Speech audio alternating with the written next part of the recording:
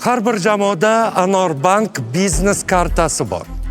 U orqali zamonaviy texnologiyalar pulni vositaga aylantiradi. Hozir esa kartalaringizga start kapital yuklangan. U 500 ming so'm. Bu sizlar uchun dastlabki investitsiya. 36 soat ichida 500 mingni 1 million so'mga aylantirishinglar shart. Men sizga nima qilish kerakligini aytmayman. Biznes rejani o'zingiz tanlaysiz. Eng muhimi, hamma narsa qonun doirasida bo'lishi shart. Summani 2 karra qilsangiz qolasiz, qila olmasangiz ketasiz.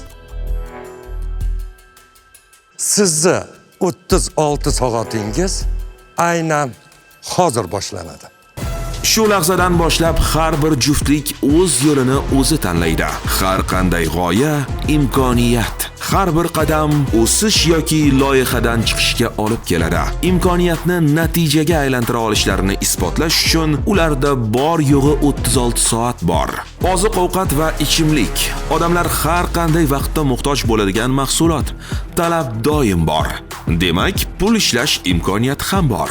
Ishtirokchilarning deyarli yarmi aynan shu yo'lni tanlab, eng tushunarli va barqaror yo'nalishda ishlashga qaror qilishgani ajablanarli emas.